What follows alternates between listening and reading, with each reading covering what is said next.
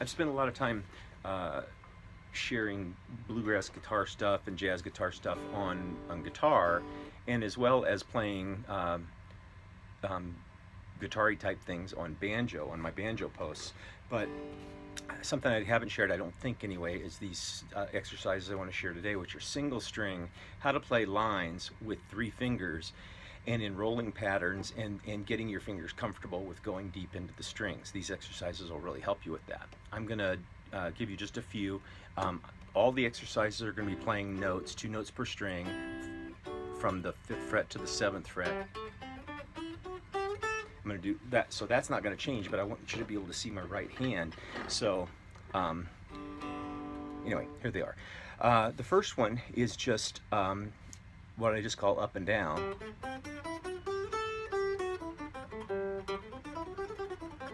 Now, what I'm doing is I'm rolling up, thumb, index, middle, thumb, index, middle, thumb, middle, and then backwards. Index, thumb, middle, index, thumb, middle, thumb. So it's a forward roll and a backward roll coming down. Forward roll going up, backward roll coming down. So it's and slow, it sounds like this. Faster, I'll try to just play it a bit and speed it up.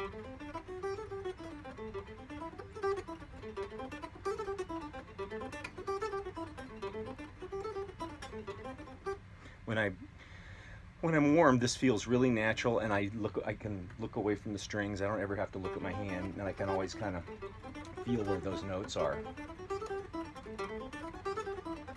Okay? So that's number 1. Number 2 is also up and down, but it changes the note sequence at the top.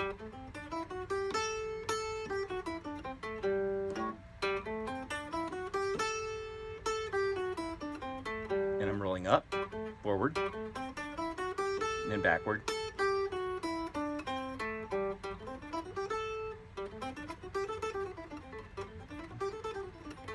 And I'm getting these fingers all the way down into that 4th string.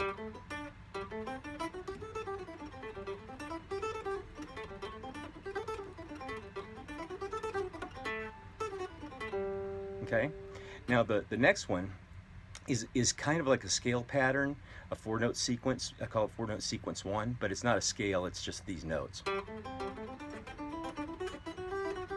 And it's,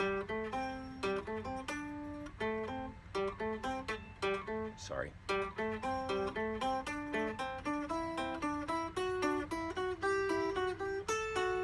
That's going up, so you'll see that the pattern is.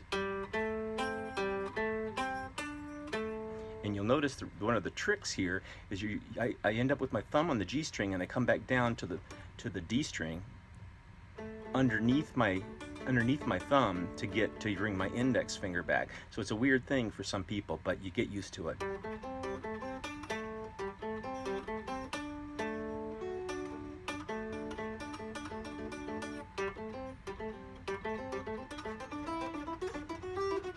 It's the same pattern on each set of strings.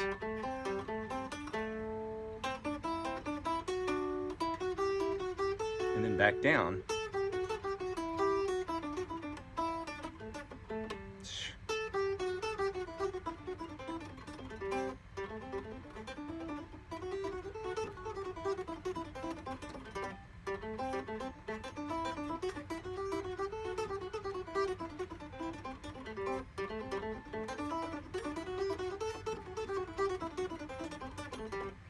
Whatever. So that's that one. It's a 4-note pattern. 1, 2, 3. 1, 2, 3, 4. 1, 2, 3, 4. So it's kind of 3 up, back. Sorry, 3 up, down, 3 down.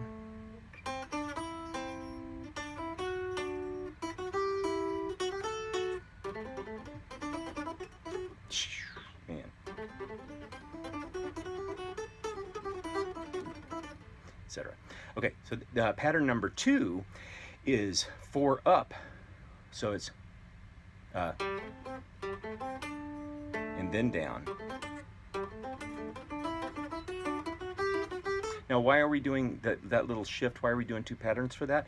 It really throws your fingers into a different sequence, and you learn from it. Your hand learns how to differentiate these strings and get positions for them. So it's, and again, my thumb ends up here, and I got to come underneath with my index finger.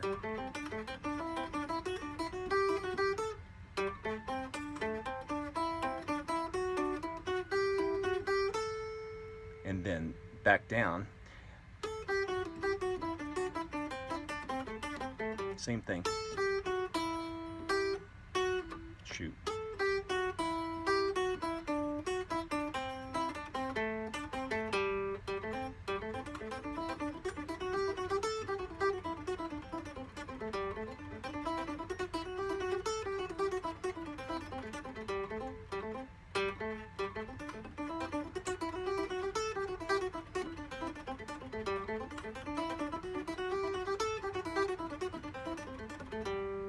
Okay, so that one works great.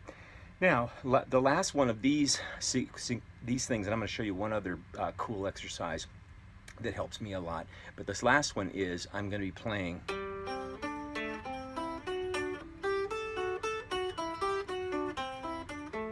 and so it's like a 4th jump and then 2 down. So it's 1 up. What am I explaining here? That makes no sense. So it's an intervallic leap up, scale, intervallic leap down, intervallic leap up, scale, down.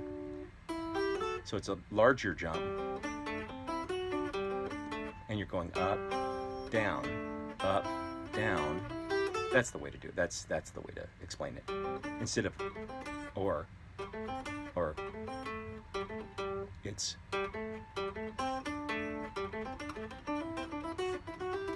nope.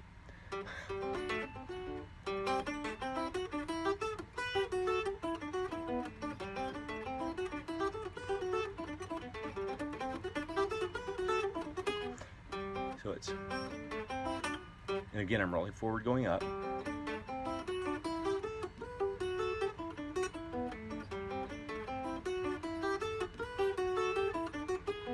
And then backward down.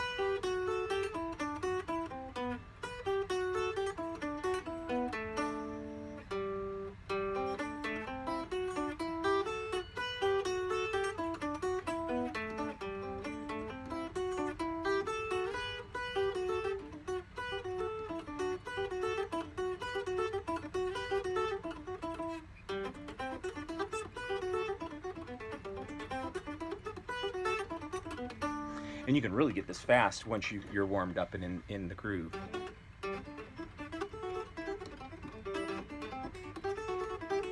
So it's, you know, not for everybody, but it's helped me a lot. Now, very last thing, I'll make this quick.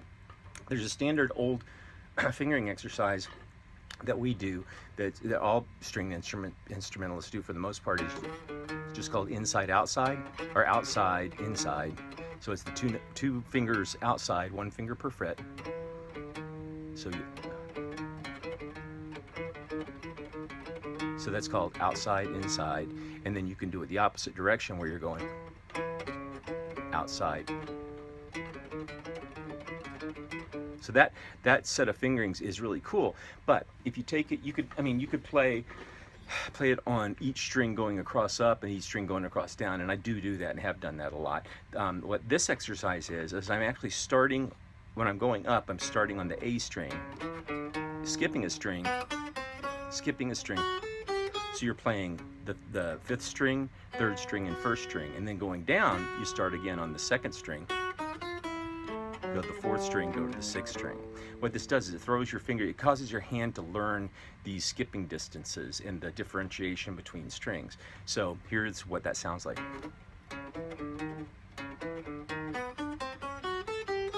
Shoot. And you do this really slow.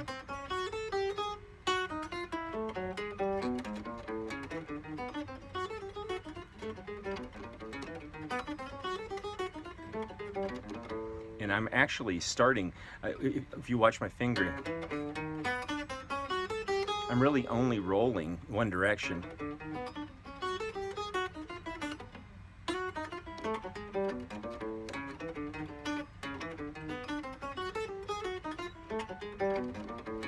And it makes sure these fingers get way down into your sixth string even.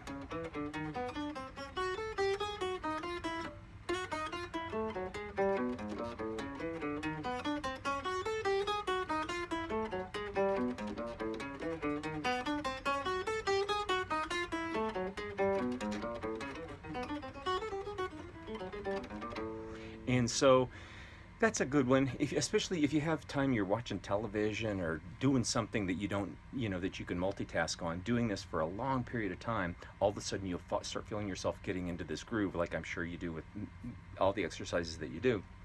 All of a sudden you hit a plateau, and you realize you've got there. You're there, but then maybe you find out that one little part of it's a little rougher than another part, and maybe you're trying to get your speed up, or maybe it's easy for you going up but harder for you coming down. Whatever it is, you work those things, and eventually you start working your weaknesses out of those patterns on all the ones that I just showed, and pretty soon you start finding yourself being able to really get around the fingerboard in a very fluent and elegant way, using three fingers like a Scruggs banjo player, but using it in a single string style.